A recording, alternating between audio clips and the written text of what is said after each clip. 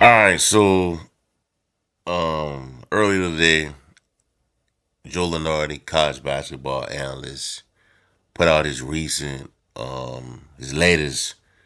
bracketology post for based on what has occurred over the past few days in college basketball in regards to the seeding for the NCAA tournament, the upcoming NCAA tournament, and an interesting turn that he made in regards to the Memphis Tigers.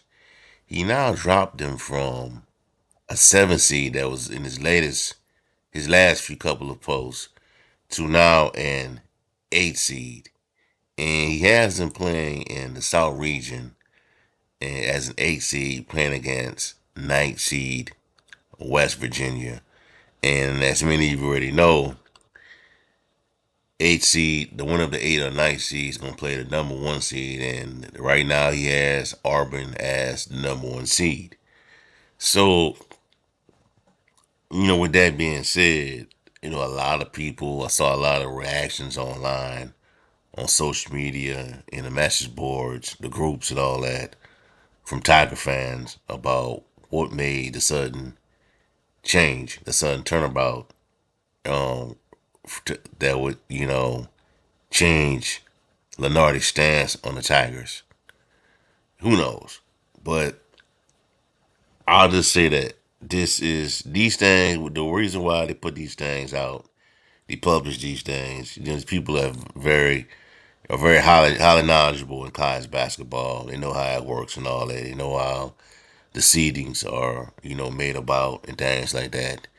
Very knowledgeable in the game. Have they're very plugged in into what's going on. Very plugged in into the selection committee and all that. But this is just one person's opinion on a matter, on this situation.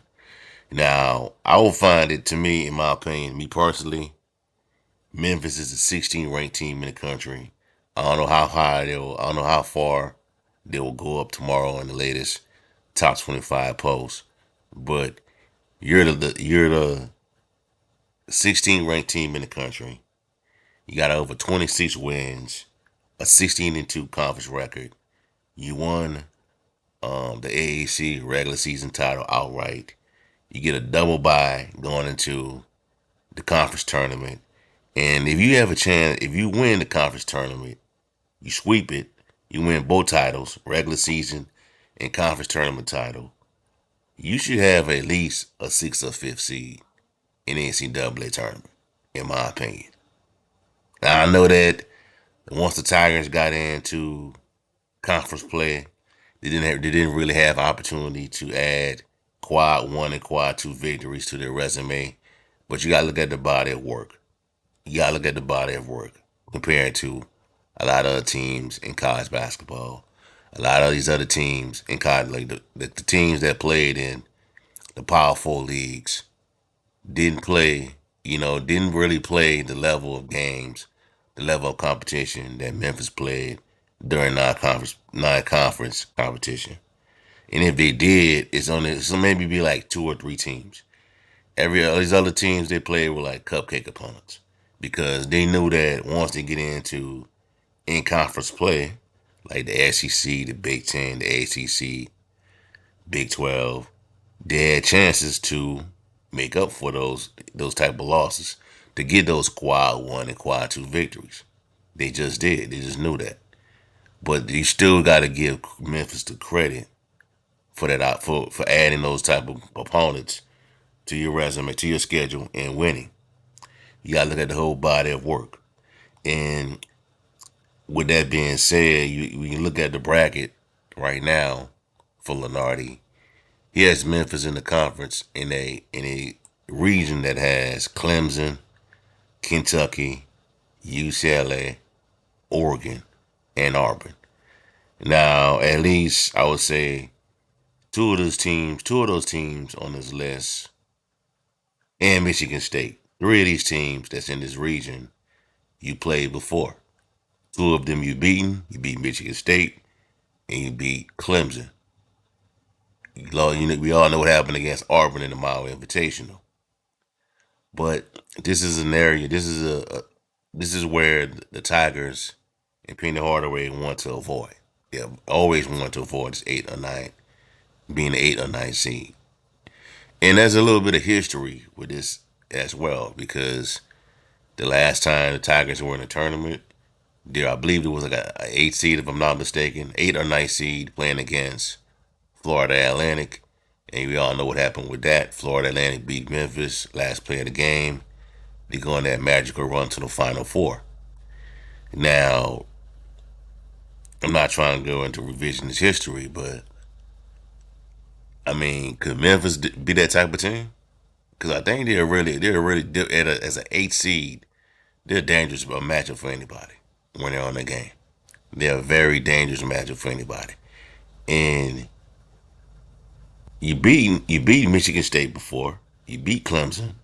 You know, we know what happened against Auburn, but I always felt as though once you get into the tournament, there was a chance that you were going to see one of these teams again. And this is what this region, this bracket, this how this bracket is set up. Now, mind you, I'm gonna keep saying this, but this is only one person's opinion. Well, matter of fact, this is everybody's opinion, because no one really truly knows how the bracket's gonna fall. The official bracket's gonna fall next week, and I think a lot of weight should be given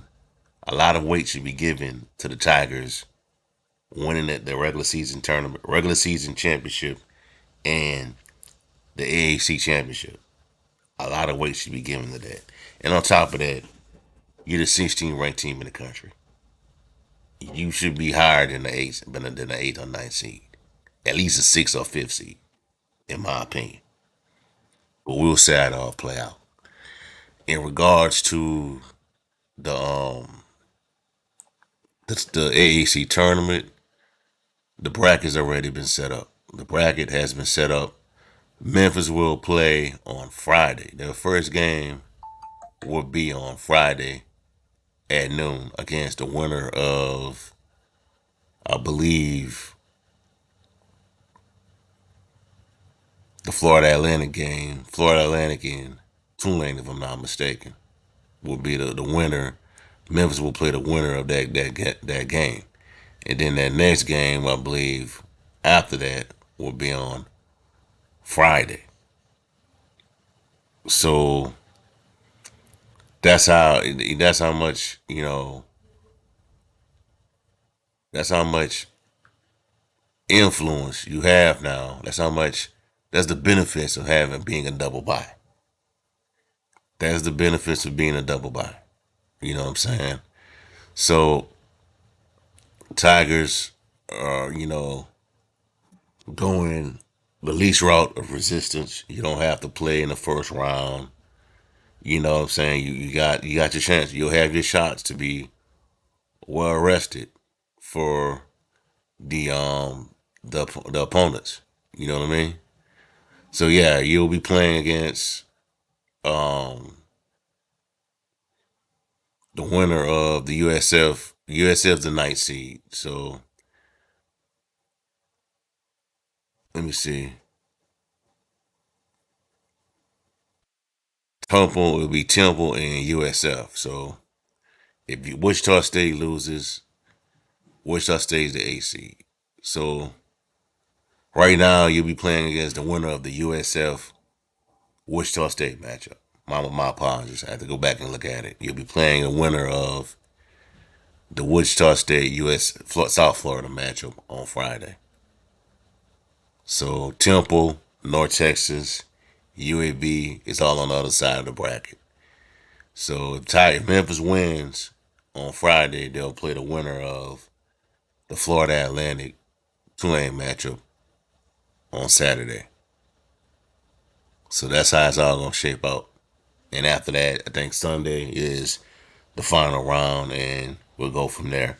And we'll officially know the fate of the Memphis Tigers in regards to the NCAA tournament. But I think the Tigers have a clear path of winning it, winning the tournament, and sweep, win a conference tournament and the regular season tournament. So I think there's a clear path to doing that. And I believe the Tigers should have a higher seed in the eighth or ninth going to this tournament. But we all know how this all gonna play out. We all know how the selection committee is about what have you done for me lately in regards to your wins. But you gotta look at the Tigers' overall body of work. But there it is. Memphis is an 8 seed in Joe Lunardi's latest bracketology post and other bracketology posts. They have Memphis as a 7 or 6 seed. But as I said, this is only a person's opinion on the matter. But we'll see how it all play out next Sunday. That's all I have for y'all for right now. Give me a like, comment, subscribe to the channel. Let me know how you feel. What are your thoughts on the Tigers being an 8 seed in Joe Lunardi's latest bracketology post? And also check out sportsview360.com for latest content on the Memphis Tigers football and basketball programs. Have a blessed day. Peace. I'm out.